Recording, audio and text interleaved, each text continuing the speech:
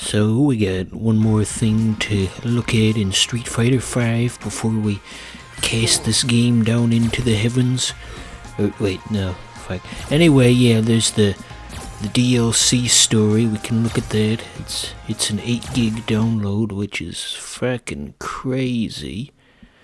And while we're getting through this loading screen, here's some food for thought. Why did the PS4, I feel like a stand-up comedian, what's the deal?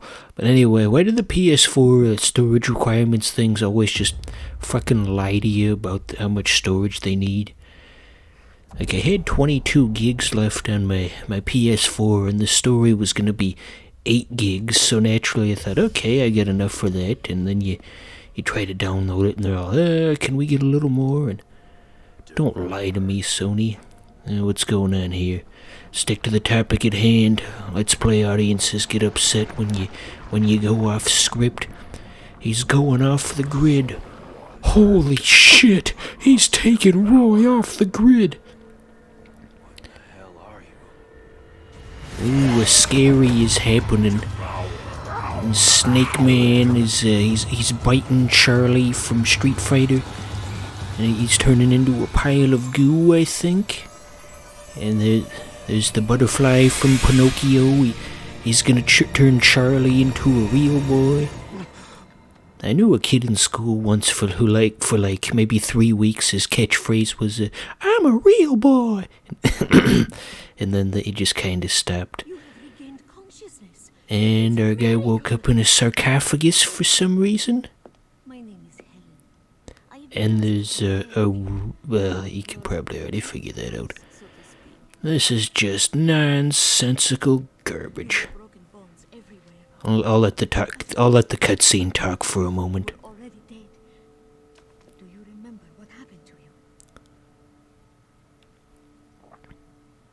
I remember. Says, does he have like a Frankenstein reconstruction? Look at that literal Vietnam flashback, and M. Bison was there for some reason. Canonically, isn't M. Bison supposed to be like a Pacific Islander? What's his nationality supposed to be? I feel like that was established at some point. Hey, you hologram, I'm gonna kick your ass. I gotta work on my Hank Hill impression that sounded less like Hank Hill and more like Bill Clinton. Hey, you hologram, I'm gonna kick your ass. Yeah, that water effect looked kinda decent. There he is again. We're gonna show this figment of our imagination who's boss. So what was with that modern-looking watch that Charlie had? If he's supposed to have been dormant since the Vietnam War, or something ridiculous like that. Okay, we're going. Fighting me! You're fighting me! As what the hell's that fucker's name? As Josh from Drake and Josh would say. Yeah, that's who that was supposed to be an impression of. What do you think that guy's doing these days? I know Drake's not doing too well. He's in like $600,000 in debt. Because his career never quite took off. But enough about that. Let's focus on Street Fighter. So we beat the guy. You could probably already figure that out, though. He's throwing. God damn. Now my throat's all phlegmy. I should really pause the episode and try and sort this out. Oh, I might have the hiccups too. Maybe it was just the one hiccup. This episode's fucking falling apart. Okay. Wait, okay, there we go, yeah. Less phlegm now. We can still save the episode. Who's gonna be on that picture she's handing him? Is it gonna be like a Ugandan Knuckles? That would have been a funny thing to say in 2018. And there's Guile in all his Guile glory. Ugandan Knuckles was a thing 3 years ago, practically, in January of 2018. Remember that? Do you know the way? Yeah, I should have ripped off the puff filter for when I did that. Okay, so we're just moving on to something completely different. It's gonna be like in that movie 10 Things I Hate About You, where two of the side characters just totally take over the story. And yeah, that's totally something that relates to what's currently on screen. Remember the scene in 10 Things I Hate About You where a stretchy Indian man and a karate master got into a street brawl? Yeah, that was my favorite scene. You know, that was a Harvey Weinstein movie, actually. He was the director. At least I think it was. Which kinda, when you think about it, it kind of creates some unfortunate implications as to what could have potentially happened behind the scenes on the set of the movie. Hopefully nothing happened to anybody. That would not be good. But anyway, yeah, I had to watch a dub. My first exposure to the movie, 10 Things I Hate About You, was I had to watch a dub of the movie in German for German class, which is a very strange way to encounter a movie that you haven't seen before, and I still managed to enjoy it just going by what was on the subtitles.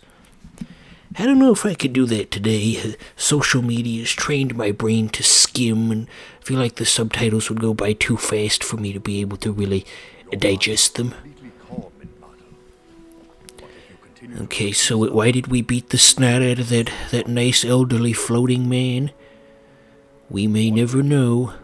You need to face the heart that you are hiding inside of you. Face it. He says, face it, breakfast is ruined.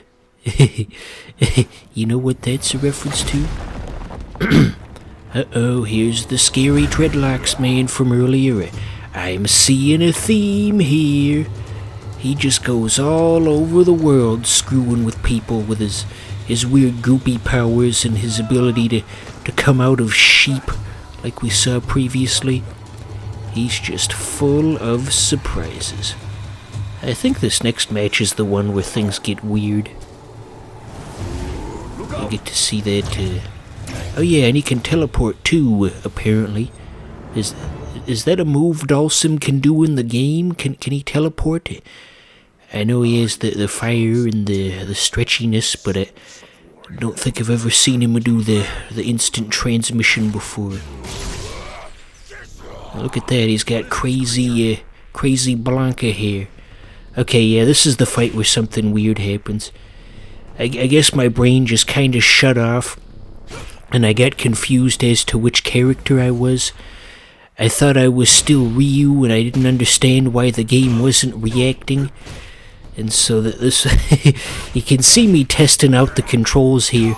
I would have been looking at Ryu as they were going, trying to figure out, well, why isn't he doing nothing? And I had not realized that the other guy's movements corresponded to what I was doing. And you see, I pull up the command list again, and what the hell's going on? This was such a strange occurrence when it happened. I genuinely did not understand what was going on, because the game didn't tell us during the cutscene that we were going to be this character. Everything suggested that we were going to be Ryu.